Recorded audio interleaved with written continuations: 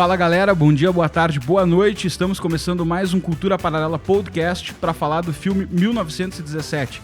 Meu nome é Lucas Ferrugem e esse negócio dos filmes chegar tipo 3, 4 meses depois no Brasil às vezes me irrita bastante. É verdade, você irrita porque vê os trailers depois com boato, indicando assim. dezembro, é ruim pra caramba. Os gringos ficam falando, o filme é bom e tu não sabe. Tudo bem, pessoal? Meu nome é Henrique Viana. Tá difícil analisar o filme porque eu ainda não consegui parar de querer ir no cinema. Vou terminar esse podcast e quero ir de novo no cinema, então tá difícil analisar. E aí, pessoal, eu sou o Felipe Valerinho, eu confesso que eu acabei de assistir o filme no cinema e vim direto pra cá. Isso na minha cara ainda é um pouco de lágrima seca que não deu pra limpar. Olá, meu nome é Azaf e acabei de descobrir que os Stormtroopers do Star Wars, eles são clones dos soldados da Alemanha da Primeira Guerra. O Azaf... É a primeira vez que a gente tem um japonês no podcast, é importante avisar. No podcast. Isso vem do setor de compliance da empresa, que tá fazendo um programa de diversidade. Nossa, eu entrei por cota, né? E a ideia é fazer a análise dele em japonês hoje, pra gente conseguir atender públicos diferentes. O Japão não tava na Primeira Guerra, né? Então não tem nada a ver. Vambora. Cara, a gente vai falar desse filme que estreou, ganhou o Globo de Ouro, na verdade, nos Estados Unidos, estreou ano passado. Então, embora a gente esteja vendo ele em 2020, tenha estreado aqui no Brasil em 2020, ele já é um filme de 2019. Nos Estados Unidos viu ele ano passado, o que fez com que ele ganhasse, inclusive, o Globo de Ouro de melhor filme pelo trabalho que ele apresentou, né? Eu assisti há pouco. Ele saiu no finalzinho de 2019, né, lá. É, isso concorrendo com os gigantes, né? Então, não, concorreu. 2019 foi um ano bom pra caramba. A gente já falou isso em outros podcasts, né? Foi um ano muito legal, cara. A gente já fez podcast de vários aí, né? O Irlandês, Era Uma Vez em Hollywood. O Coringa. Ontem eu assisti História de um Casamento, que embora... Esse filme é muito bom. Porra, Parasita também, não sei se vocês chegaram a assistir. Cara, eu assisti ontem, um filme bem simples, né? Low budget, assim, tudo mais. Bem mais austero, assim, algumas coisas. Mas de um roteiro excelente, também me impressionou. Então foi um ano... Star Wars. Então foi um ano, cara... A da Astra lá, que o Thomas gostou bastante. Então foi um ano que recuperou bastante fôlego do cinema. Achei impressionante. Fiquei muito grato, assim. Tive várias experiências positivas no cinema. E esse filme, ele surgiu aí pra competir de melhor filme, né? Ele tem muito indicado ao Oscar em várias categorias. Melhor mixagem, melhor som, melhor filme, melhor fotografia, melhor técnica de iluminação, então, melhor direção. Até um adendo que eu... É bastante... Os principais prêmios, né? Os principais prêmios. Um adendo que eu li sobre o filme, que ele no fim, ele acabou saindo muito depois do previsto, porque demorou mais tempo na pós-produção do que eles imaginavam. Conhece um pouco disso. Enfim, uma pós-produção super complexa e tal. Então eles não chegaram a conseguir fazer o circuito tradicional de premiações que geralmente os filmes fazem, porque saiu muito na beirinha, assim. Não sei se isso impacta alguma coisa no Oscar, acho que não. Pois é, uma coisa, pra fazer uma rápida introdução, o filme se passa na Primeira Guerra Mundial. Ele é a história de um cabo e outro soldado, ou cabo, não lembro também, se eram 2 cabos, um cabo e um soldado. Tem a impressão que era um cabo e um soldado. Não sei, talvez esteja... Um era mais velho, outro era mais novo, né? Eles estavam indo em direção ao STF. E aí eles estão lá no meio das trincheiras, a Primeira Guerra é conhecida como a Guerra das Trincheiras, e eles são chamados pelo general e recebem a missão de levar uma carta para um outro batalhão, o 2º batalhão, The Second, os Denvers. E aí ele recebe essa missão de levar pra lá essa carta, que é também onde está o irmão dele.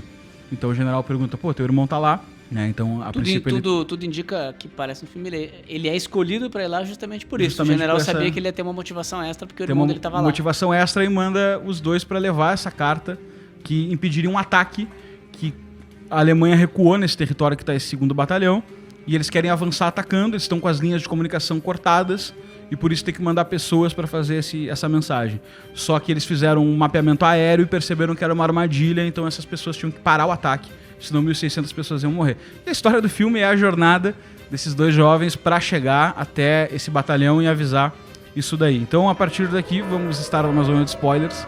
Para quem não assistiu o filme, se incomoda com isso ainda, salva o podcast aqui embaixo e bota aqui no adicionar a minha lista aqui embaixo. Esse é um filme que não dá pra ter spoiler, cara, porque é muito bom de acompanhar. Eu ia dizer que eu acho meio contrário, eu acho que um filme que não tem spoiler, assim. Acho que filme de história não tem spoiler, né? O Henrique curte muito dar spoiler. Ele curte muito, aí ele tenta justificar pra tentar se sentir um pouco melhor. Qual é o spoiler que tu vai dar do filme? Não, a história ela é meio... Vários.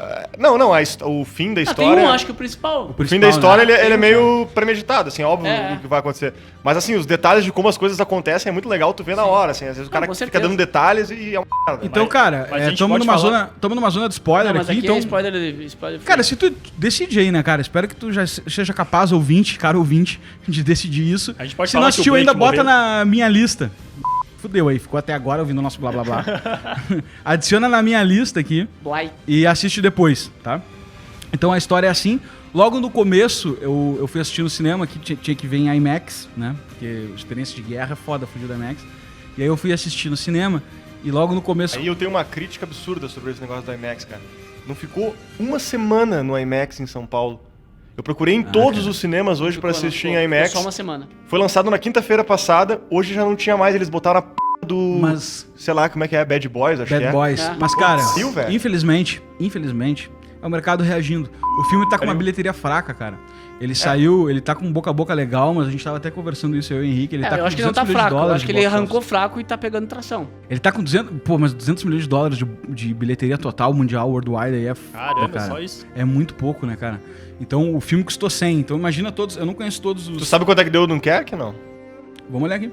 Porque... Eu não conheço todos os cortes que tem da bilheteria final até a produção do filme, mas com certeza não é só 50%. Tem o cinema local, a distribuidora do país, a distribuidora geral, então... Sim. O Dunkerque fez 526 milhões de dólares. Pô, e eu acho o 1917 mais pop do que o Dunkerque, assim. Não tem o nome do Nolan, né? É que não tem o Nolan, né? Não tem o nome do Nolan, que cativou muito fã e tal. E Nolan, acabou sendo um diretor que leva público, né? Então, cara, começa o filme ali. Acho que eu queria comentar já uma primeira cena pra pegar as impressões de vocês a partir disso. Que é aquelas... A primeira cena é quando abre e eles estão os dois dormindo na árvore. A primeira cena é a mesma que acaba o filme. Faz um A círculo. primeira e a ali. última. Não, a piada era outra. A piada é que a primeira cena é a única do filme. Ah, sim. Tem uma cena assim. Não, mas tem um corte no meio. Não, tem duas Eles abrem... cenas. Pô, cara, depois vai dar uma boa conversa aí dos making-offs. Tem uns 3 cortes, acho, né? Mas, cara... Tem vários cortes. Abre ali a câmera e eles estão numa árvore, eles são chamados pra essa missão e tal.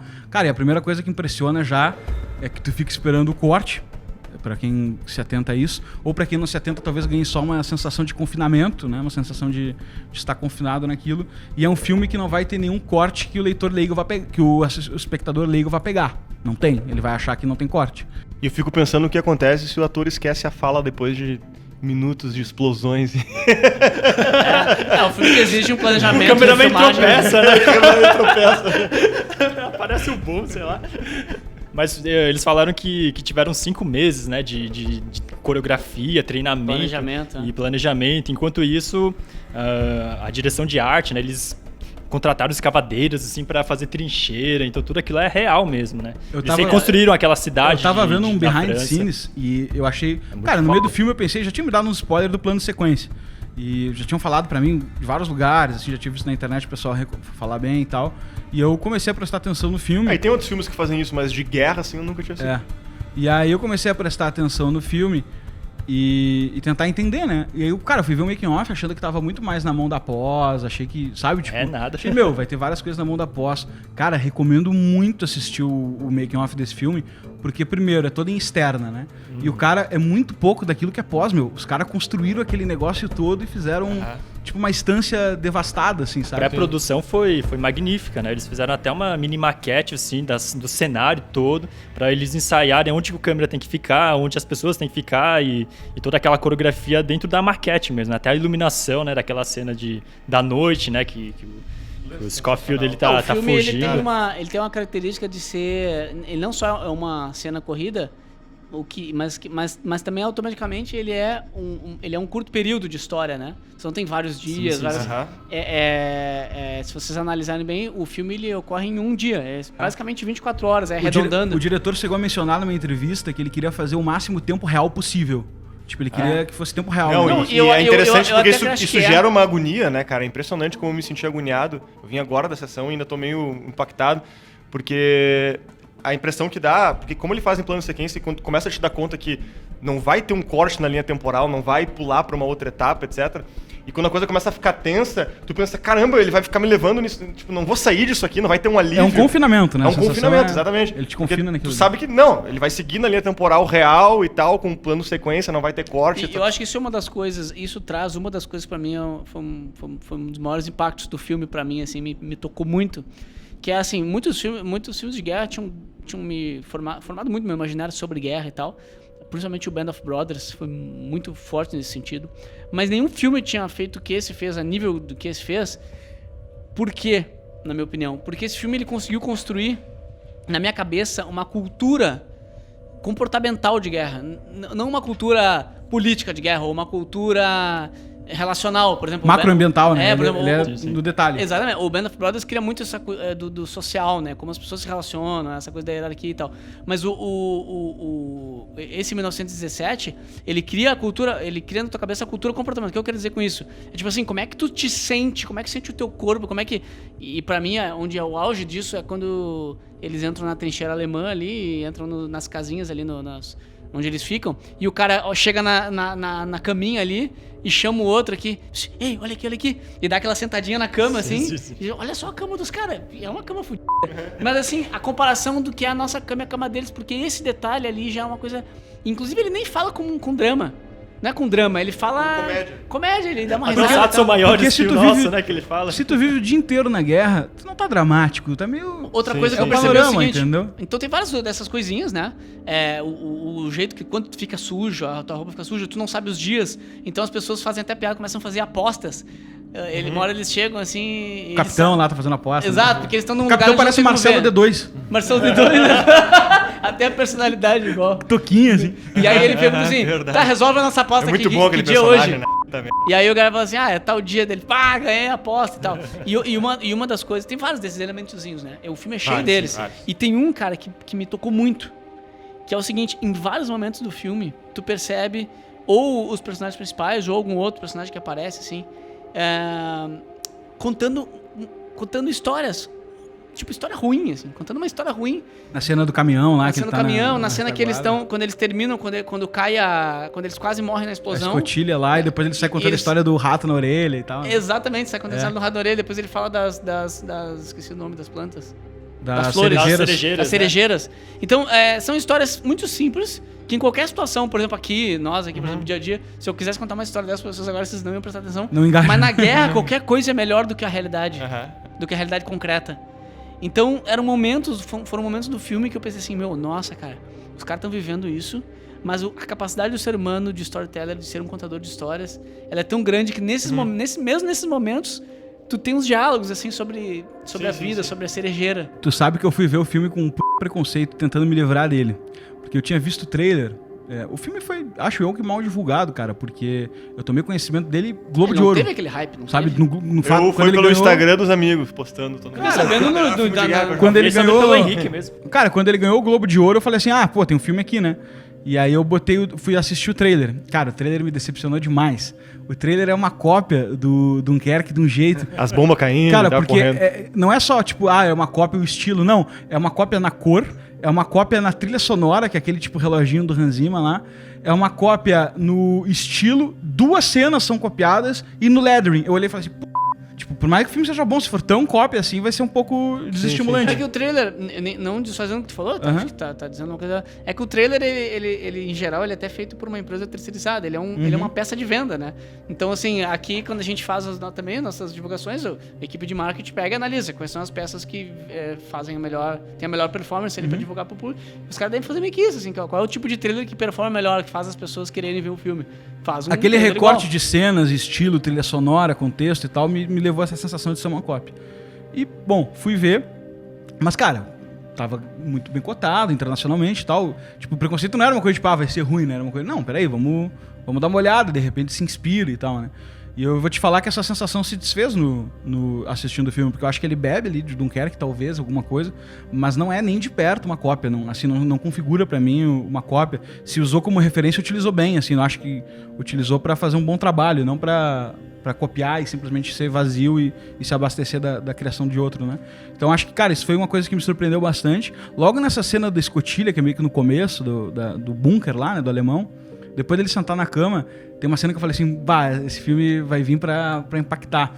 Que é quando eles estão ali brincando com os ratos, e aí tá aquela acentuação toda, ele olha pra baixo e para tudo, tem um detonador aqui. E aí, como tu tá acostumado a assistir filme, de certa forma, numa estrutura poética, tu acha que tem um detonador, e agora ele se deu conta do alemão, tipo, que eles vão prolongar aquilo ali. Só que simplesmente cai o rato, e eles, não. E aí o rato bate no bagulho e a bomba explode numa surpresa, cara, que o pessoal tomou um susto no cinema. Cara, no IMAX. E a cena não corta, quer dizer, tem corte ali. Tem corte, mas não corta, né, no roteiro, no filme. Mas no IMAX, cara, porque o filme tava silencioso, né? A galera tomou um cagado no IMAX, eu dei aquela tremida assim, falei, puta que pariu, que do cara.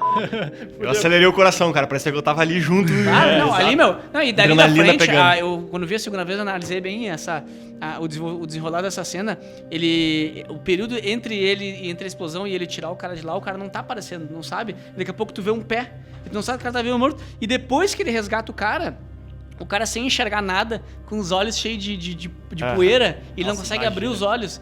E tu vê que ele não consegue abrir, porque é bem feito, assim, o make-up ali, sei lá como é que é. E eles continuam correndo e a trilha acelera e o movimento todo dos atores e da câmera, ele é tão envolvente que tu, da explosão, seguido da explosão ali, sei lá, uns 2 ou 3 minutos, tu fica naquela vibe da explosão, Eu quero usar esse gancho pra falar um negócio do make-off já pra gente desmistificar e tentar explicar pra galera esse negócio do corte, né? O que é esse plano sequência que a gente tá falando?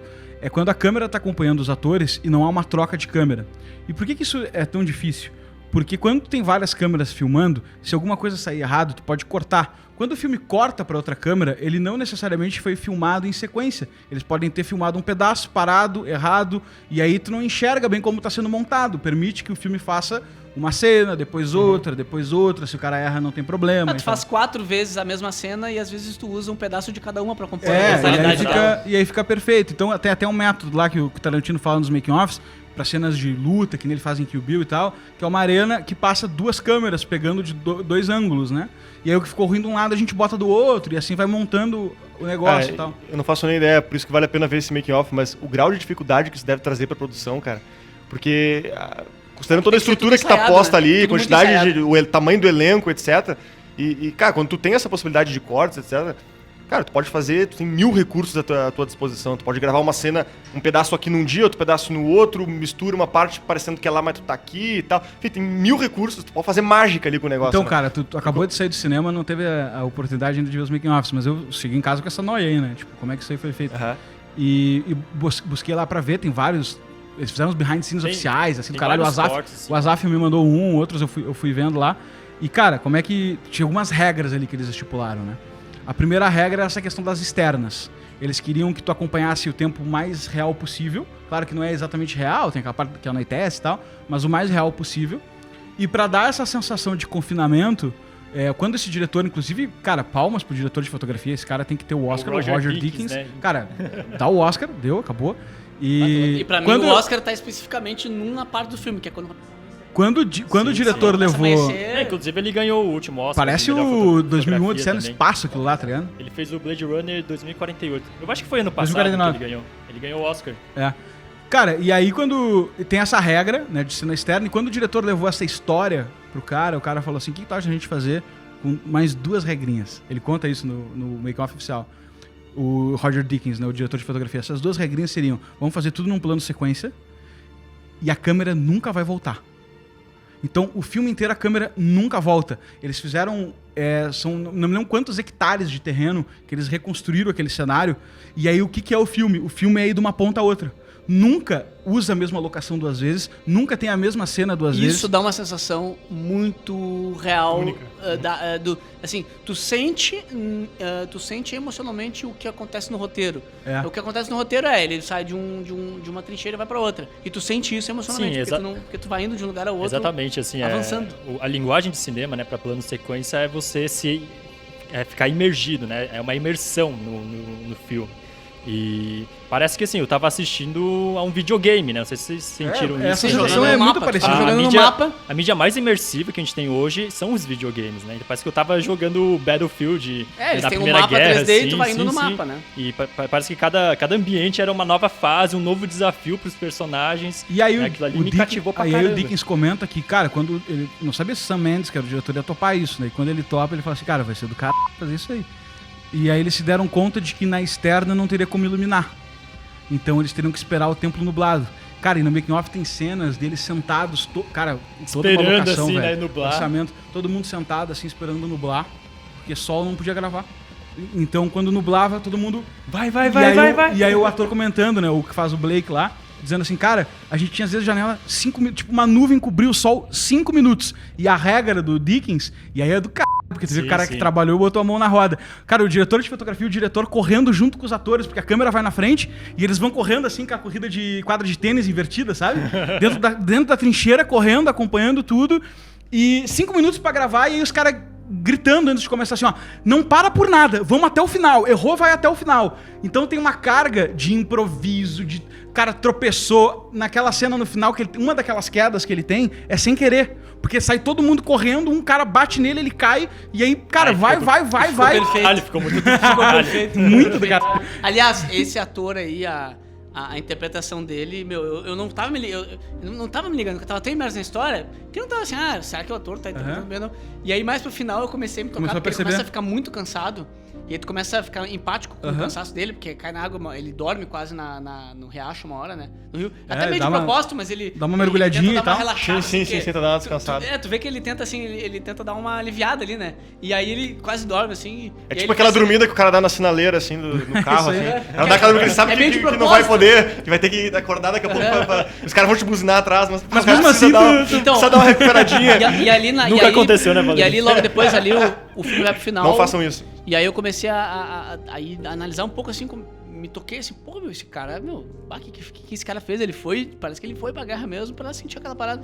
E aquela corrida no final dele, que ele cai ali, ali ele tá completamente, ele tá completamente destruído, exausto, entregue pra aquilo, ele tá vivendo aquilo do jeito. Uma cara de psicopata, assim. Eu queria até fazer um cara bem determinado, assim, que eu vou fazer isso e entregar a mensagem. E acho que esse cara aí, ele papel, assim, conseguir levar a narrativa que o filme traz, pra mim, um dos elementos mais fortes, assim, do filme. Talvez nisso eu acho que ele se diferencia um pouco do Dunkerque, que é essa progressão lenta, gradual, realista que o protagonista vai tendo, e ele passa... Do início ele é um cara que tava com medo, que não tava querendo, que tava meio que culpando o outro por ter escolhido fazer aquilo. Sim. Né? Ele era o cara que tava com medo, dando pra trás um negócio.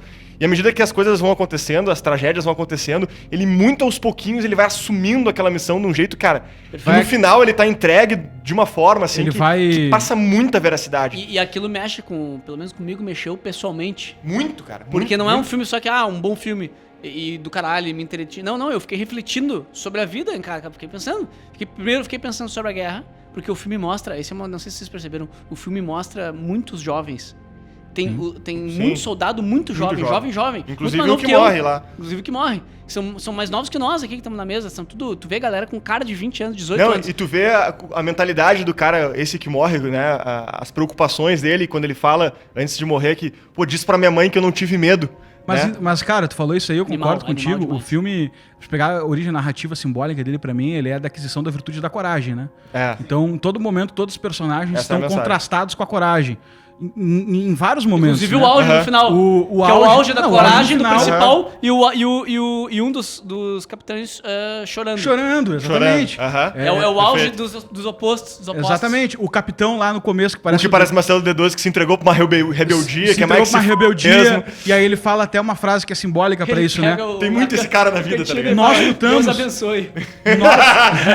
Joga bebida. Nós lutamos, ele fala uma frase lá simbólica que é: nós lutamos por cada centímetro desse lugar. Tu acha que eles vão nos entregar quilômetros à toa? Tipo, ele já tá num nível que ele não aceita a facilidade mais, ele tá muito denso. O general do final que tem que recuar, na verdade o coronel Mackenzie lá que tem que recuar no final, o que ele fala, né? Ele tá naquela tensão de aguardando o momento em que ele vai ter que ser corajoso na batalha. Sim. E ele nunca consegue ter esse momento. Então ele tá sempre desconfiado da coragem dele. E agora ele fica puto quando ele não pode lutar. Porque é o momento que ele conseguiu ser corajoso. Porque ele fala assim, é aqui que eu ia largar essa pressão, entendeu? Eu ia descobrir ser corajoso. Ele fala depois assim, hoje quando eu acordei eu achei que teríamos... Exato. Agora vá se cabo. Fuck off. E aí ele fala... E tem aquele, não sei qual é o cargo dele, que fala pra ele antes, quando o pessoal que ajudou ele a dar uma carona e tal, ele fala, você tá com alguma testemunha? Arrume uma testemunha. Tem caras que só querem lutar. Então é o tempo inteiro essa virtude de aquisição de coragem e covardia tá ali em contraste, sendo adquirido. E esse personagem, e aí uma coisa que é legal, porque eu dei uma estudada no Hitchcock há um tempo atrás, ano passado, num curso que eu fiz na Casa do Saber até, ambiente neutro. E aí eu fiz lá um curso, mas o professor Sérgio Risso, muito competente, ele fez um curso sobre história do cinema e ele pegou o Hitchcock para analisar, nos deu um livro lá. E aí eu resolvi engrenar esse estudo. E esse cara gosta muito do Hitchcock, cara. Ele tem várias referências em vários momentos. Primeiro momento que isso acontece... Primeiro que o plano de sequência dele é uma inspiração no... Festim Diabólico. No Festim Diabólico. Segundo, que tem uma cena, se vocês virem, ela é igual. Aquela cena do avião que cai, ela é idêntica à da Intriga Internacional. Ela é idêntica, ela é a mesma coisa. O cara olha o avião de fundo, não sei o quê, e vem, aí o cara corre, pula e pega fogo, sabe? É idêntica. E a terceira característica, que foi onde quando eu via do avião, eu conectei com essa que me dei conta de verdade, é que o protagonista vira o protagonista, que é o que acontece em Psicose. A protagonista do Psicose é a mulher, até que o Norman Bates esfaqueia ela. Vai spoiler aí pra quem não viu Psicose. Norman Bates esfaqueia ela no banho e vira o Norman Bates o protagonista. Até aquele ponto, cara, tu tinha gerado muito pouco empatia com o personagem que se torna o coadjuvante. A empatia tava toda com o cara que morreu. E aí ele morre. Tu ainda tem mais da metade do filme pela frente e tu já tá sofrendo como se fosse o final do filme. Sabe o que é muito foda? Ele cria uma empatia muito rápida, cara. Sabe o que é muito foda? O filme conversa contigo logo depois. Sabe como? O motorista, o capitão daquele caminhão ali, daquele batalhão. Da escolta ali que tá vindo. Da escolta. Ele, antes de entrar no caminhão, ele olha pro Scott, o que sobrou, né? E olha pra ele e fala assim, soldado, cabo, deixa eu te falar uma coisa. Não adianta tu ficar remoendo isso aí, tá? Remoer isso aí não vai adiantar nada. Não vai adiantar nada. Meu, aquilo é pra ti que ele tá falando. Ele tá falando com quem tá assistindo o filme, cara. Tu não aceitou que o protagonista morreu. E o cara fala que o protagonista morreu. Quando ele fala aquilo...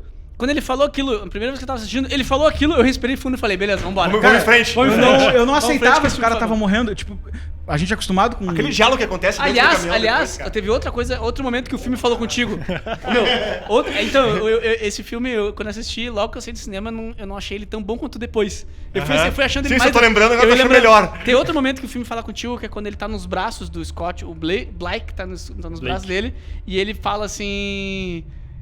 fala comigo, ele, tá, eu tô morrendo. Aí ele demora muito tempo, e tu pensa assim, tá, agora ele vai dar uma mensagem de motivação pro cara, vai dizer, não, tu não tá morrendo, fica E ele mete só I think so. Eu acho que sim. Eu acho que sim, eu acho que sim. Sangrando assim, ali é a mesma coisa, o filme falando contigo, tipo, cara, tu também tava... Quem tá assistindo o filme também na esperança que ele não morra. Tá corroborando a narrativa de aquisição de coragem. Cara, tu dizer isso pro cara é uma questão de coragem. Exatamente. Meu, tem uma mentira e tem uma verdade. Ali começa. Ali o personagem começa a se construir. Yes, I think so. Cara, e tipo, ali é muito foda porque eu não tava aceitando a morte do personagem, né? A gente tá acostumado com o cara se salvar, né? Então, tipo, quando ele toma facada, eu penso, que loucura, né? Como é que vai se desenvolver isso aí e tal? O filme inteiro com ele mancando. Ambulatório, não sei o quê. Cara, e aí começou a pesar. Quando ele vê que o primeiro... Ele começa a cinzentar. Não, e tu vê que assim, o primeiro pano que o cara olha assim, tá muito ensanguentado, ele tá empapado. Eu falei, caralho, já perdeu uma quantidade de sangue ruim de recuperar. E aí, olha só até onde a nossa imaginação vai nos levando. Eles estão ali, e aí lá no fundo cai a viga da casa que tá pegando fogo. Sim. Quando caiu a viga, eu tentei prever o filme e falei assim, não, caiu a viga, ele vai se lembrar daquilo lá, vai lá pegar o fogo pra cauterizar o cara. Tipo, eu tava... O Lucas trouxe consistência de escoteiro, tá ligado? O Lucas que ele aprendeu com o vô dele, assim, tá ligado? Não, mas eu pensei, tipo, porque eu pensei, isso aqui é desculpa pra ele se dar conta, entendeu? Caiu a viga lá em cima e ele falou, vai lá pegar a viga e tentar cauterizar na loucura. Tava querendo salvar o cara.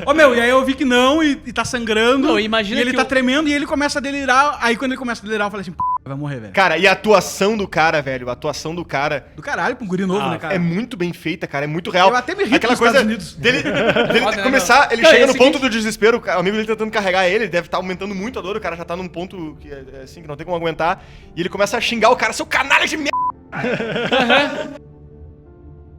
Tá ligado? Totalmente irracional, assim, cara. Vai lá, eu já vou. Ele fala pro cara. Não, vai indo lá, eu já vou ficar aqui um pouquinho. Eu vou te alcançar, né? Eu imagino que isso é muito real, velho, isso é muito real. Eu imagino que, assim, ou isso foi o diretor, ou isso foi o roteiro, ou às vezes é o próprio ator no improviso, né? Eu não sei quem foi, mas aquela sacada foi muito genial, porque, ali quando eu pensei, isso deve ser o que realmente acontece.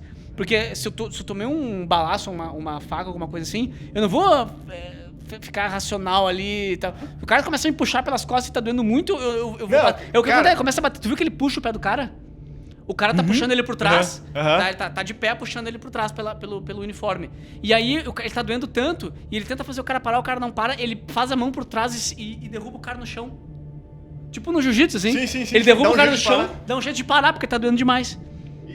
Não, mas, cara, acho que passa tanto essa realidade, qualquer um que já teve alguma experiência, óbvio que a dor é totalmente incomparável, mas alguma experiência de passar bem mal, assim, de baixar a pressão a ponto de desmaiar. Sim, tu fica racional, tu xinga as pessoas que estão te arrumando. Tu deita no chão, deita no canto ali. Não, eu vou ficar aqui um pouquinho só. Tu briga com quem tá tentando te ajudar, é bem isso. Tu briga com quem tá tentando ajudar. É muito louco, e junto nessa cena também, o que é genial, mais duas coisas.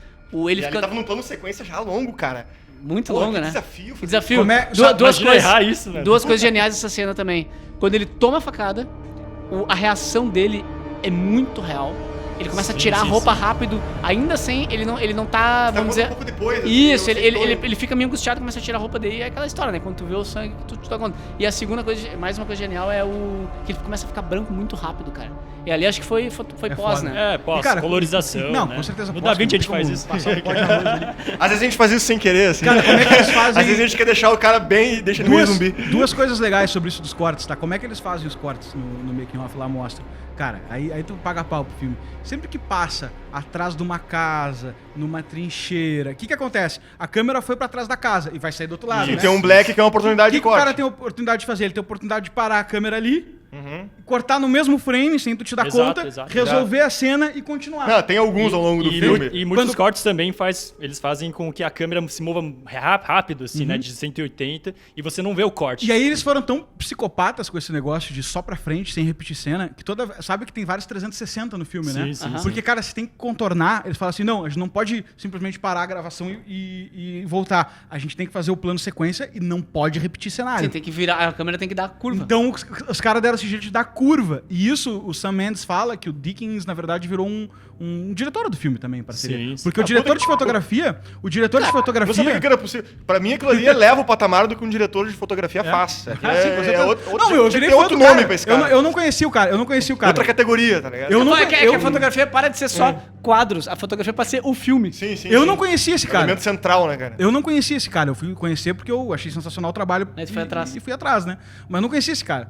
E aí, quando eu descobri que ele fez Blade Runner, eu fiquei meio bolado também. Não foi só o diretor de fotografia, né? Foi o cara o editor mesmo, oficial. Ele foi lá ver a gravação. Ele foi na pós, ele acompanhou a pós, cara. O Sam Mendes fala, ele foi tipo um diretor, cara, porque tem uma cena que é muito foda no Behind the Scenes, que eles estão na trincheira, aquela que tá explodindo as laterais, sabe? E eles estão correndo na trincheira, o diretor e ele velho correndo, e aí quando eles vão começar a gravar, ele grita assim, ó, é guerra e não pode ter erro. Olha o trocadilho do cara. É guerra e não pode ter erro. E aí começa a gravação, cara, e as explosões estão acontecendo na gravação, cara, não é? E aí começa a explodir tudo, e o cara correndo. E o diretor de fotografia, sei lá, com 70 anos, tá ligado? Correndo de costas, assim, um velhão, cabelo branco, tá ligado? Correndo de costas, assim, olhando os atores, tá ligado? Tem muita coisa pra falar do filme em si, né? A gente tá falando das técnicas, tem muito do roteiro também do filme, do como acontece. Mas, cara... logo depois da cena da casa, do avião, e ele entra a cena do caminhão tem uma interação social muito interessante ali com aqueles caras. Tem aquele gurizão, aquele bem jovem, tem que é meio debochado, que tu fica meio raiva. Te deu conta que tem a cena aquele bagulho que o Benchimol postou no Instagram, de se você está parado numa estrada, tá lá no filme.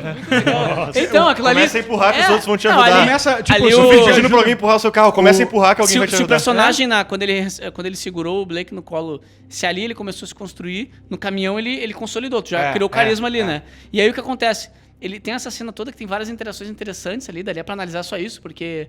Os caras estão ali já descrentes de qualquer coisa, só falando bobagem, eles não conseguem mais tocar na realidade.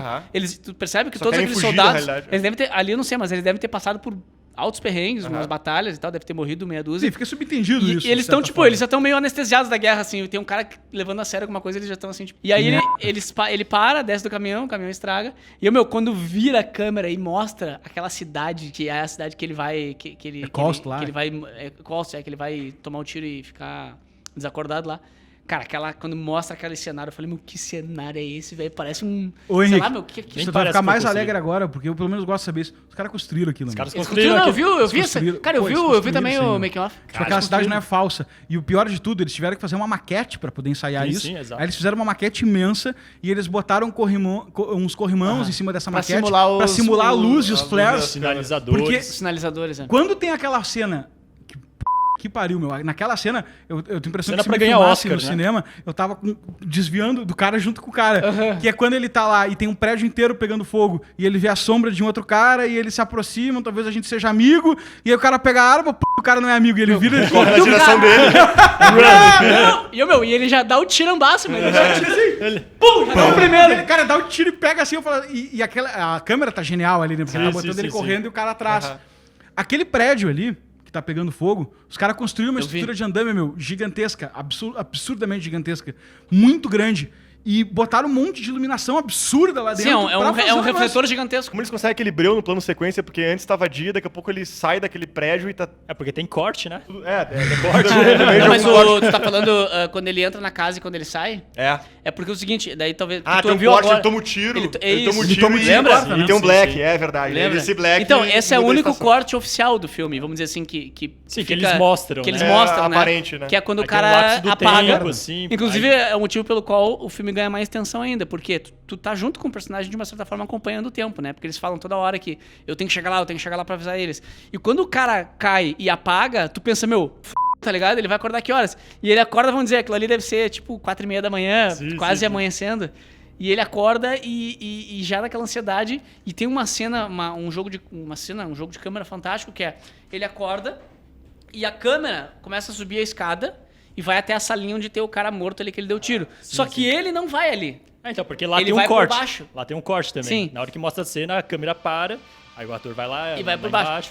Mas a câmera vem por cima, quer dizer, a câmera vai por cima da casa e ele vai por baixo. E a câmera encontra ele lá embaixo. Isso. Nossa, é genial, a câmera sai pela Genial. janela, aparece a cidade com sinalizadores em cima, vem uma trilha sonora esgaçante a la Hans Zimmer e ele desce e acompanha o cara começa a caminhar. Cara, cinema é um negócio pra câmera sair pela janela, eles construíram uma janela que não tem a parte de baixo pro cara poder passar.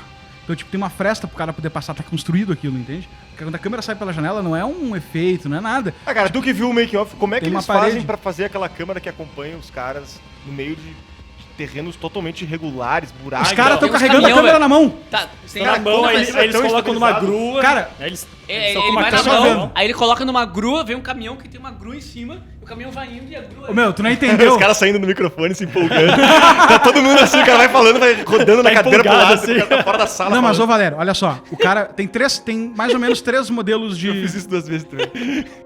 Tem mais ou menos 3 modelos de cara câmera vê de ali, novo esse filme hoje, tá louco. Salvo engano, assim, o geral tem 3 modelos de câmera. Elas estão num gimbal que é carregado por 2 caras. E esses caras estão do mesmo jeito que eles, com os pés enfaixados. Mas esses caras, sei lá, são campeão de ler parkour. Correndo. Não, estão correndo atrás deles, meu. É correndo a cena. Estão correndo atrás deles. E aí, quando chega num determinado ponto, esses caras largam a câmera numa grua e a grua segue robotizada. E tem pontos, que aí é do caralho, pra mim, o ponto mais do caralho, que é quando a coisa pega muito ritmo, fica muito louco, esses caras vão correndo, meu, filmando, e aí eles sobem em cima de um jipe, e o jipe arranca e eles vão filmando no jipe, Isso. e aí o jipe filma eles até uma outra ponta, e aí os caras descem do jipe, vão correndo, largam numa grua e a grua segue. Tipo, é um negócio ensaiado mesmo, não é um troço mais ou menos do jeito que deu, sabe? Vamos ver. Vamos ver. Tanto que essa cena que a câmera sai pela janela, lá na casa que o Henrique tá comentando, a janela tá construída e tem embaixo um filete. Tem um filme paralelo acontecendo só do pessoal que tá fazendo a câmera. E espaço tem um filete Tem que um os caras roteiro paralelo de câmeras acontecendo. Não, tá tudo ensaiado. Foi cronometrado, ensaiado em maquete, luz, Inclusive distância. aqueles sinalizadores, né, à noite, assim, o Roger Deakins, ele falou, né, que ele teve que calcular, né, o tempo da luz iluminado para calcular aonde seria projetado a sombra, né, para não aparecer a sombra do cameraman no quadro. Trilha sonora... Né, todo o ensaio também. Trilha sonora muito boa.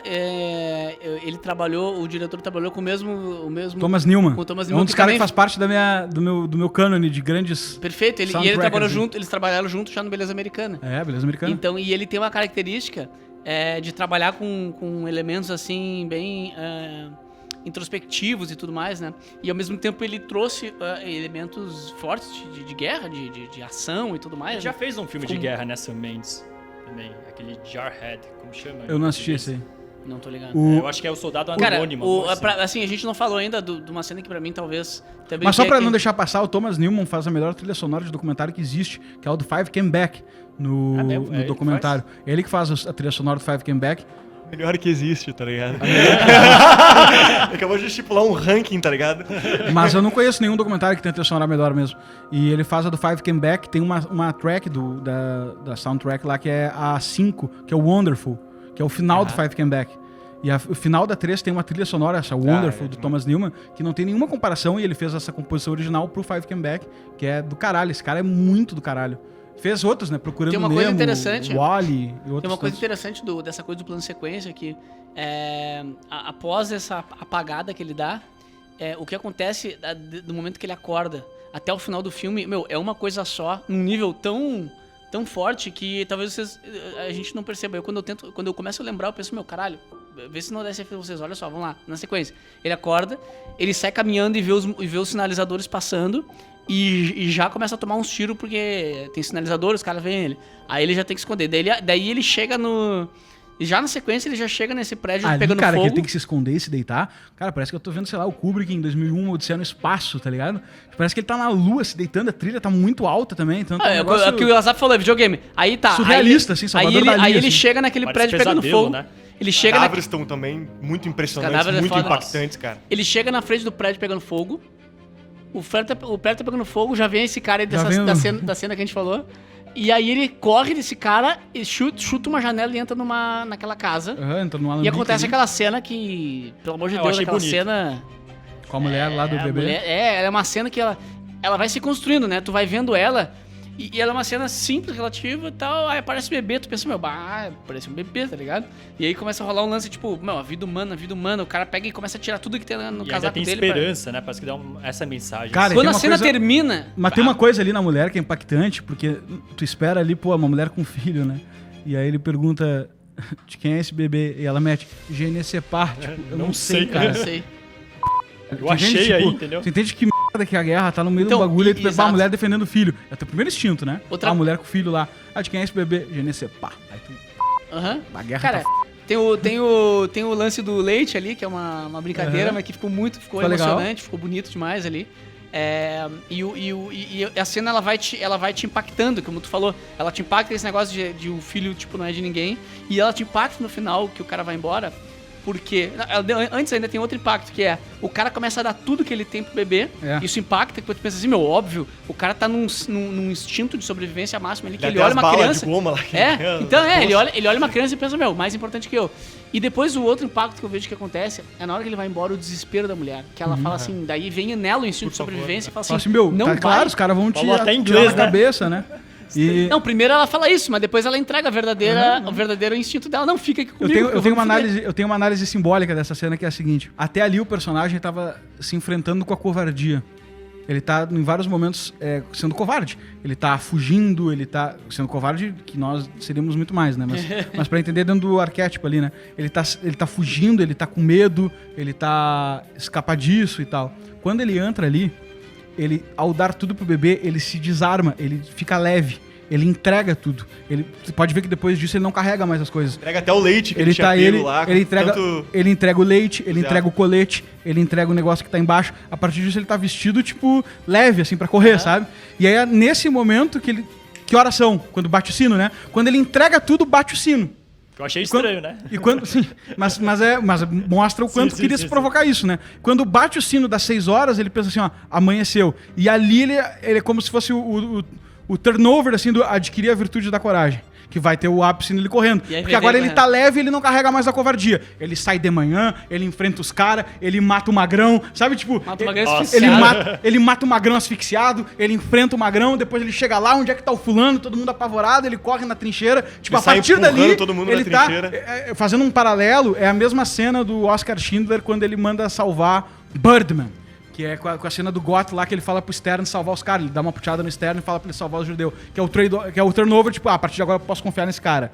O espectador ali, naquele momento, pode confiar na valentia daquele personagem. Ele tá leve agora. Só que antes disso tem uma cena que ele tá quase desistindo, né? Que quando ele cai no rio e ele se salva, assim, aí ele encontra aquele grupo, né? Que tá alienadaço ali, cara. Não, tá sei lá, 50 horas aqui. Ali naquela hora ali é quase aquela parte que os caras estão cantando lá. É aquela ajudinha da vida, sabe? Aquela ajuda da vida, quando a vida te dá uma empurradinha. Sim. Porque a mulher tinha falado pra ele que a cidade que ele queria ir era perseguindo o rio. Né? E ele tá fugindo no desespero, pula na água, parece uma atitude meio suicida, assim.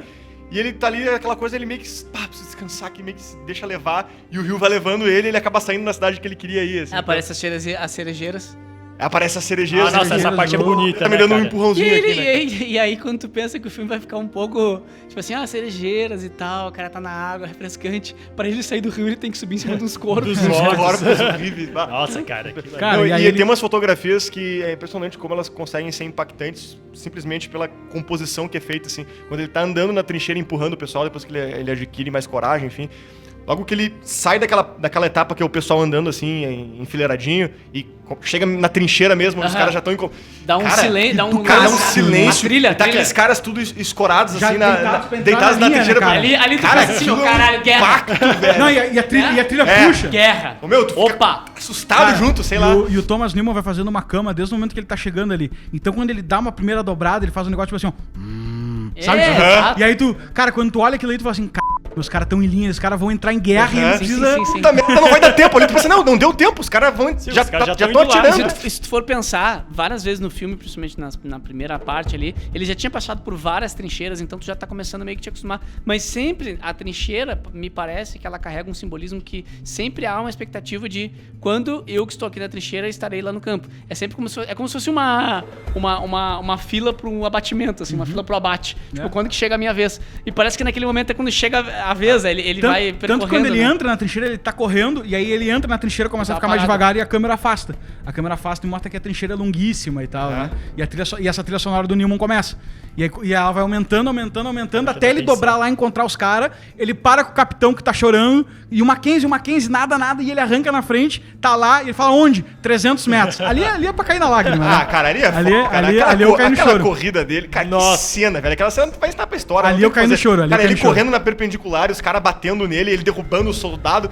Cara, o jeito que ele tá correndo, ele tá totalmente amortecido já, assim, correndo. Ele tá levando, ele empurrando o corpo. Assim, o corpo. Cara, ali eu caio no choro, porque é muito foda o momento pra quem tá assistindo que tu te dá conta que ele vai fazer isso. Porque ele tá aqui, ele olha pra cima e tal, e daqui a pouco ele olha de novo, dá uma subida, dá uma olhada, o cara não nem pensar. E ele dá uma olhada pro cara assim e vai. Cara, aí estoura a trilha. E ali é o ator. Cara. Porque se o cara fosse correndo todo machão, assim, a lá 007, ia ser uma boa cena de ação, mas ela não ia ser tão tocante. Não podia ter aquela cena do resgate do soldado Ryan com cara de carrancuda, assim. Tinha que ser uma coisa... O ator foi perfeito, que era uma cena do tipo assim, isso aqui é o máximo que eu posso dar. Isso aqui é além do meu 100%. Isso aqui eu já dei tudo, não tenho mais. Só que, o que eu tenho que fazer aqui é mais importante do que tudo.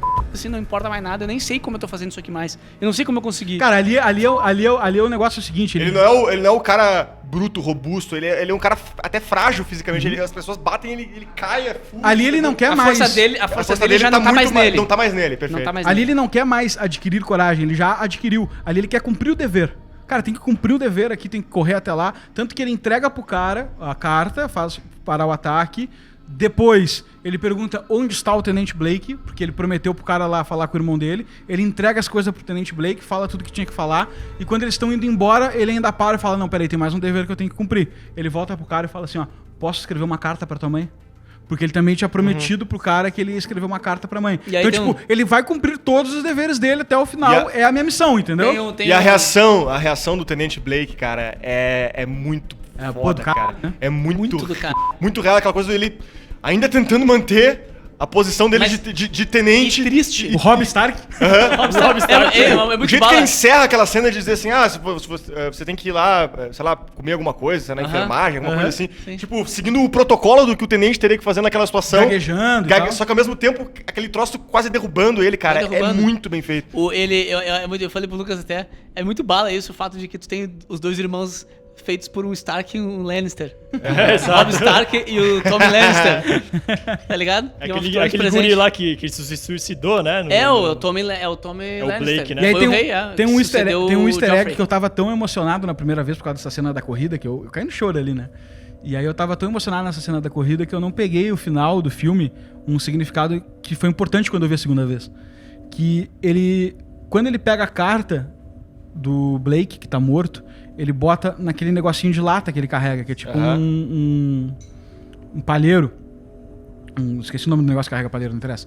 E aí ele vai lá e no final desse filme ele entrega a carta, tira do palheiro, ele senta de novo na árvore, que começa, e ele puxa o palheiro, e lá ele puxa as fotos da mulher e da filha dele, da mulher e da filha dele, e ele embaixo e atrás tá assim, ó, volte pra gente. E aí ele, tipo, entrega a informação de que ele também tem uma família pra voltar.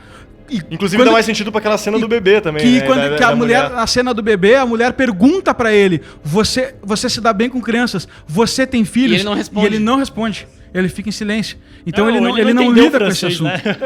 Ele não lida com esse assunto. E aí no final do filme ele te revela, eu fiz tudo isso tendo uma mulher e um filho pra voltar pra casa. Existe uma evolução de personagem. Não, em vários momentos isso vai mostrando. Acho que isso vai trazendo a força pro personagem. Quando perguntam pra ele também, quando o amigo dele morre, se tá tudo bem. Foi o avião? Foi o avião, ele foi. Ele não quer entrar nessa conversa, entendeu? Ele tem uma missão pra cumprir, sabe?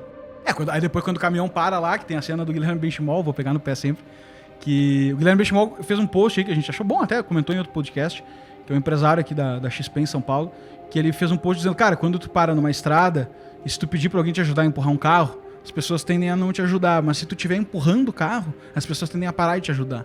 E aí naquela cena do caminhão é exatamente isso, porque eu me lembrei na hora do post quando eu vi, porque quando parou o caminhão, cara, ele não segura um segundo, ele simplesmente desce. Não, vamos lá, não dá tempo. E aí desce todo mundo. Os caras, no início, meio incomodados, né? É muito engraçado essa cena. Chegou aqui mandando. A cena é muito engraçada porque os caras ficam parados, olhando. Pega leve aí. Tipo, um cara desce pra ele tá meio que gritando. Tem uns 3, 4 que ajudam, assim, mas tu vê que tem mais um monte ali que se ajudasse dava, mas a galera fica meio... Um dos caras que desce olha pra ele e fala assim, ó, easy boy, tipo... pega leve aí, cara. Chegou agora. Relaxa. E aí ele começa a empurrar, vai uns 2, 3, só que o cara começa a empurrar e ele não se justifica, ele não fala, vamos empurrar porque eu tenho que levar uma carta. E ele para e ele fala assim, ó... Eu preciso ir. E ele dá uma ofegada e fala, de novo, arquejando, assim. Aí ele pega o caminhão, começa a empurrar muito, os caras se olham e falam, vamos ajudar esse cara. Aí ele quase morre empurrando, a câmera dá aquele close nele, que ele tá vermelho. E na terceira empurrada, já não é nem ele que chama. É os caras que estão lá empurrando, já é eles que falam assim, ó... Ele cai na lama, porra, né? Vai. Tipo, os caras entram naquela energia de, vamos fazer esse caminhão arrancado aqui na marra. E aí quando arrancam, eles perguntam pra ele, tu tem alguma coisa pra fazer aí que tá nessa... Tá com pressa aí, mano? Aí o cara dá... Aí ele ganha o interesse dos caras. O cara dá a cachaça pra ele, que no caso da guerra, provavelmente é o que um soldado naquele porte tem como mais alto... Tem mais alto em conta, o cara pode dar uma amortecida, né? O cara dá a cachaça pra ele e tal. Então esse filme tem esse arco. Tem uma outra sacada que eu achei muito legal de aquisição também. De coragem e a partir da coragem, cumprimento do dever. E isso é um troço que me emocionou muito, assim. Teve um outro detalhe também que na construção de personagem eu achei muito interessante que eles fizeram. Tanto na construção do personagem que morre, o irmão do Blake lá, não me lembro o nome dele. É Blake? Enfim. Blake. Depois com o Tenente Blake lá no final. Que o Blake ele tem muito aquela coisa do espírito e a mentalidade do soldado mesmo, que quer ir pra guerra, quer ganhar uma medalha, quer fazer uma atitude heróica, quer ser corajoso, enfim. E o irmão dele, que é tenente lá, ele fala, ele é muito parecido comigo, você vai reconhecer ele. E quando ele tá falando pro irmão dele, dando a notícia de que o irmão dele morreu, ele tá ali segurando no osso, assim, né? E daí quando ele fala pra ele assim, ele é um grande homem, ele salvou minha vida. Uhum. Aí quando ele fala isso, ele se entrega. Tipo, mesma ideia, assim, de... Cara, eu achei genial, assim, esse arco é muito forte. E aí, a resposta que o tenente dá pra ele é muito do c... também, né? Estou feliz que ele estava contigo. Tipo, considerando toda a missão que ele cumpriu, sabe? Ele salvou minha vida e é como se o cara visse a bondade. Ele fala assim, tô feliz que ele estava contigo. Então. Esse cumprimento no final é bem legal também. Muito a câmera legal. vai nas mãos. É macho pra caralho aquela cena, né, cara? Porque... brucutu pra cacete. Assim, tipo... uma aula de macheza, tá ligado? E aí termina tudo isso. Como ser macho perante a morte. Termina tudo isso, ele dá uma saidinha e vai sentar na árvore ali. Vai sentar na árvore pra olhar a mulher e a filha. Tipo, nível conservadorismo máximo. Nem o Rambo conseguiu superar isso aí. O último Rambo, o cara morre, não sei quem viu o último Rambo aí, mas no último Rambo, ele depois de matar 600 pessoas, ele senta numa cadeirinha de balanço, alguns com arco e flecha, tá ligado? Não é tomou uns tiros, tomou uma metralhadora na barriga, tá ligado? Metralhado, ele senta numa cadeirinha de madeira, assim, dá um discurso. Aqui é o meu lugar. Aí levanta a câmera assim, uma bandeira dos Estados Unidos e o poste fazendo uma cruz, assim, tá ligado? Mais um dia normal aqui.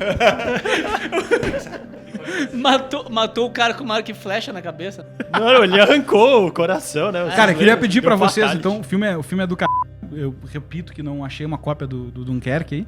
E achei muito bom. Queria pedir pra gente se encaminhar pro encerramento aqui, fazer considerações finais, quem tiver. e dar nota, porque tem que dar nota, senão... Cara, eu até... Isso não é bunda mole. Sinto que até... A gente falou bastante do filme, mas eu sinto que até falou pouco, porque tem coisas pra... O filme me preencheu tanto, né?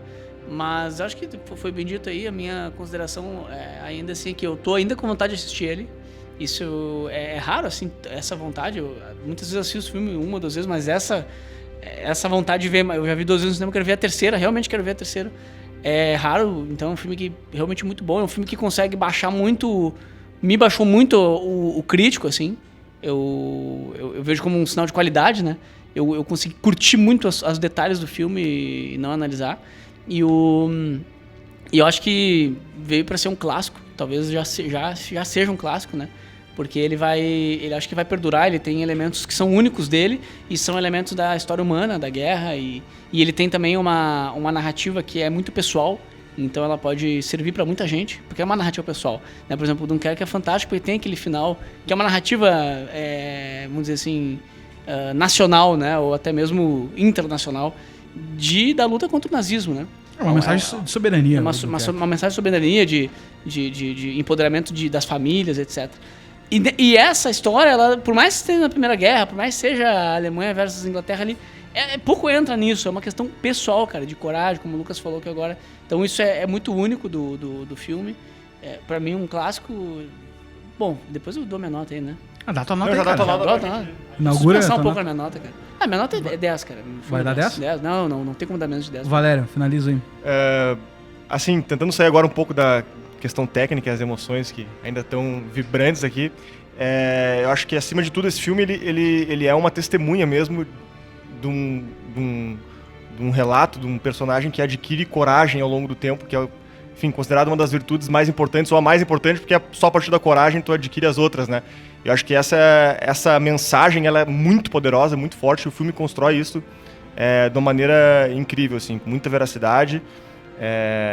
A ideia que eles trouxeram, assim, além dos quesitos técnicos, né, que vão corroborando isso, mas como eles constroem ali a relação dos dois personagens, a virada de um protagonista para o outro, como ele está com medo no início, ele vai adquirindo coragem aos poucos, e, enfim, acho que isso é um testemunho, assim, que é algo, cara, único, assim. Eu agradeço por existir esse filme, que é uma lição de vida, assim, muito legal. Minha nota é 10. Pô, eu queria fazer uma consideração até um pouco engraçada, né, que eu acho que o Scofield é um novo Highlander, né? Ele é um personagem imorrível, certo? No começo principalmente pela corridinha final, né? A corridinha final consolidou o personagem. Pô, ele pega tétano lá, segurando arame, depois coloca a mão no defunto. Os detonadores explodem e ele... É legal, boa consideração. Mano, ele é soterrado por pedra, tá ligado? Sim. Isso! Cara, ele não tinha notado, ele sofre muito, ele toma muito no rabo. Não, ele corre que nem Tom Cruise, sei lá, mano, no meio das explosões, assim. Dorme no rio! Ele dorme num rio, tá ligado? Ele desvia das balas. Não, ele leva um tiro, né? E ele acorda depois. Então esse cara eu acho que é foda, assim. Pô, minha nota... E no final, como o Lucas falou, no final ainda pega, olha a fotinho da mulher e da filha. Eu achei que era... Só falta voltar pra vingar a mulher de um outro bagulho, tá ligado? Eu achei que era mãe e irmãos, tá? É? Eu não vi que era... Eu achei que era mãe e irmãos. Pra mim é mãe e filha, salvo um engano drástico aí. Assim, por mais que tecnicamente seja impecável, assim, eu acho que o roteiro é um pouco simplório, tá? Eu acho que me lembrou Mad Max, né? Que os personagens vão pro ponto A pro ponto B. E no meio do caminho tem um monte de acontecimento, assim, que é ok, é legal, né? Mas no final do filme eu não achei muito reflexivo, assim, né? Então minha nota vai ser 9, mas é um excelente filme, eu acho que vai ganhar muito Oscar. Acho que é um Oscar bait, né? Do jeito que eles filmaram, a técnica de filmagem também. Eu entendo essa questão do A por B como uma premissa até fundamental para desenvolver o que foi desenvolvido, né? Tem que levar um pouco sempre em conta a intenção do autor, acho, numa obra. Não superar, botar ela acima de tudo, mas levar um pouco em conta. E acho que tudo que eu vi de making off, depoimento e tudo mais, acabou me convencendo de que isso foi uma premissa que eu acabei gostando. Não foi um negócio que eu desconsiderei. Achei que foi importante para fazer o que fez. Cara, eu acho que o ponto alto do filme é a fotografia, o alto mesmo, assim, de eu olhar e dizer assim, nossa, que é isso, cara? Pra mim, não precisava nem esperar a premiação, tinha que dar agora, antecipar o prêmio por justiça. Então, eu realmente acho que esse ponto é muito alto. Acho que é tão alto que é capaz de confundir avaliadores e espectadores no sentido de, tipo, cara, a fotografia é tão boa que o filme ganha um nível acima do que ele teria, entende? Porque eu acho que eu diria que o Dickens é quase que o verdadeiro diretor do filme, porque pelo que eu vi dos making-offs e tudo mais, não desfazendo o cara, né? Óbvio que não, mas eu vi, uma interação, um nível de incremento na criatividade, as maquetes, como vamos iluminar, como vamos trabalhar isso, ele correndo, dando dica pra ator, tipo, é um nível de interação que não é qualquer um acompanhando a pós-edição, falando de como é que tinha que editar, é o tipo de interação que tu espera do diretor, né? Então, acho que ele tá de parabéns nisso. O arco simbólico do filme me impressionou bastante. Tem 2 tipos de obras ficcionais que eu gosto bastante, que é as realistas e as românticas. Seja por um lado ou por outro, a pessoa pode me ganhar muito. Seja o realismo que captura uma realidade muito densa e sem certo e errado e difícil de analisar, ou algo romântico, que faz um arco onde um personagem desperta uma virtude e por causa dessa virtude o ambiente na volta dele se molda, sabe? Ele fica meio invencível e vence tudo. Eu acho os 2 me conquistam, se bem feitos, o romântico e o realista me conquistam. E eu acho que esse é um filme romântico. É um filme, e isso explica a imortalidade do Scofield e tudo mais. E é um filme que eu gostei bastante. Quando eu saí do cinema, eu queria dar 10 pra ele, não dei porque fiquei com medo e tal, vamos esperar. Fui de novo, assisti making off e tudo mais. E pra concluir, antes de dar nota, tem um negócio que eu acho fundamental. Ontem eu vi História de um Casamento. É o que eu chamo de literatura em forma de cinema. Aquele roteiro é fantástico, as falas são incríveis. Se fosse um livro, seria um baita livro. O Irishman também é a mesma coisa. Se fosse um livro, seria um baita livro, etc., profundo. O 1917 é cinema, não tem como ser outra coisa. Não tem como mostrar aquilo ali de outra forma. Não tem. 1917 é cinema. Só o cinema pode entregar aquela experiência. Ele tem que aprimorar todas as características da produção cinematográfica para entregar aquele resultado. Não tem outra arte que entregue aquilo ali, sabe? Então eu acho que isso diferencia ele de muita coisa boa que é feita. Exato. E, cara, considerando tudo isso que eu falei, eu me obrigo a dar 10 por uma coerência aí de visão e porque realmente é um filme, concordo com o Henrique, eu gostei de ver, gostei muito de ver a segunda vez. Quero ver a terceira e eu tenho certeza que ele vai ficar num hall de filmes que eu vou recomendar, reassistir, repensar, ter como referência, admirar as pessoas que trabalharam nele, diretor de fotografia, atores, diretor, o Thomas Newman, que eu já admirava. Então, ele me apresentou esse diretor de fotografia que eu não conhecia também. Foi um filme importante, assim, de ter visto. Então, é nota 10. Rolou uma pergunta que estava fora do microfone aqui. Só vou dar a voz ao Zingano aqui. O Zingano perguntou se Irishman ou 1917. Complicou aqui. Pois é, cara. Eu acho, me metendo na pergunta. Eu prefiro o irlandês, acho. Eu prefiro o irlandês, mas tem Lucas, vários motivos pra isso, né? Mas eu vou dizer, me metendo um pouco na pergunta aqui, eu acho que é o que tu falou, são filmes muito diferentes. Inclusive, eles são estilos artísticos diferentes. Um é romântico e outro é realista. Exato, sabe? Um romântico e outro é realista, é difícil. Eu dou 10 pros dois, mas no final das contas eu acho que eu prefiro o irlandês. E aí eu confesso que pode haver uma carga de influências na minha trajetória que fazem eu reputar essa nota, né? Admiração por todos quase os atores que estão ali no núcleo principal. Tu te sente meio comprometido com os caras Exato. A história do Scorsese, por que esse filme existe. Então eu acho que Irishman é um filme mais raro de existir. Até considerando o que eu vi de máfia e o que eu vi de guerra, né? Então, acho que eu prefiro o irlandês, só que eu fico sempre ressabiado dessa comparação, porque essa comparação parece que eu estou diminuindo 1917, não é a intenção, né? A intenção é dizer que... Eu acho que é muito de gozo mesmo. Achei a fuga. Tu que é guitarrista, Zingano. O Zingano é guitarrista? Um músico. Achei a fuga que vai me fazer escapar dessa avaliação, dessa comparação. Um músico tem um grau que tu vai avaliando ele pela técnica. Ele tem que adquirir certa técnica, ele não é um bom guitarrista porque ele não domina a técnica e tal. A partir do momento que ele domina toda a técnica, o que importa ali é a identidade dele. As famosas discussões do rock, né? Slash ou Zac Wild, essas coisas todas, né? Se tu comparar esses caras, eles dominam muito a técnica, eles conseguem fazer muita coisa na guitarra, provavelmente eles conseguem fazer nota 10 na guitarra sempre, entende? O que faz tu preferir um ou outro? E por que há pessoas preferindo um ou outro? O gosto. O que a partir do momento que esse cara domina a técnica da arte que ele produz, ele entrega, né? Tipo Tarantino. O cara é uma nota 10 no cinema, mas tem gente que gosta, tem gente que não gosta e tal. Então o que ele entrega a partir daí? Eu acho que os caras nota 10 entregam 1917 e outros nota 10 entregam o irlandês. Entende? Tipo, é a mesma paralelo de um instrumento. Como é que faz a escolha do Oscar? Eu não entendo bem isso assim, né? Porque como é que tu... É muito difícil tu optar... Será que o cara... Eu acho que é gosto também lá, né? Pra escolher o melhor filme, por exemplo, né? As pessoas que votam são de Hollywood mesmo. Cara, é um prêmio muito industrial, né? A gente até fez um curso, eu e o Valério ali, que a gente funciona um pouco. Porque, por exemplo, se tu tá nessa escolha, né? Tu tem que dar esse voto, é difícil, né? Tu já chegou na conclusão que os dois são tão bons um quanto o outro. É um prêmio bem... É quórum, obviamente, e é um prêmio bem indústria. Eles avaliam outros impactos. Muitas coisas, é muito relação política, não no mau sentido. Embora tenha muita crítica a isso. Mas cara, é como se fosse assim, o que a indústria considera mais importante nesse quesito este ano? Este aqui, por isso, sabe? Difícil, né? Porque se tu fosse, assim, destrinchar, fragmentar, assim, vários atributos de qualidade para tentar ranquear um e o outro, assim, no aspecto geral do filme, se fosse pegar, assim, quesito inovação, né, surpresa, inovação e tal, para mim o 1917 ele supera bastante, assim, o The Irishman, porque ele realmente ele criou uma experiência imersiva, uma vivência comportamental, como tu falou, da guerra e etc., que é, para mim, pelo menos, foi totalmente inovadora, assim, né? E o The Irishman, por mais que seja um filme muito foda também, eu dei 10 na avaliação, mas não é tão... Nesse quesito, eu acho que o 1917 é uma experiência mais forte, assim. Eu só discordo que ele é tão inovador. Eu acho que ele junta... É a inovação incremental. Ele junta diferentes características para produzir um negócio. Mas ele não é necessariamente disruptivo, assim, não criou nada. Mas pra mim, ele até é disruptivo, porque... Me parece que ele coisas que eu já tinha visto em outros filmes e não tinha achado nada demais. Pela primeira vez eu vi. Parece que assim, pela primeira vez o cara usou da forma certa, entre aspas, certo, né? Mas tipo, mas esse negócio de sequencial eu já tinha visto outras vezes, mas eu tinha achado meio, tipo, legal, mas agora eu entendi o plano sequencial. Tá? Outras coisas mais. O Dunkirk pra mim também. O Dunkirk pra mim é 10. Tá? Eu acho um filme fantástico. Quando termina ali, tu olha... Talvez até eu desse um 9, talvez um pouco mais crítico, mas falando aqui por carinho também o Nolan, 10. Mas o fato é o seguinte, é um filme imersivo de guerra que me parece...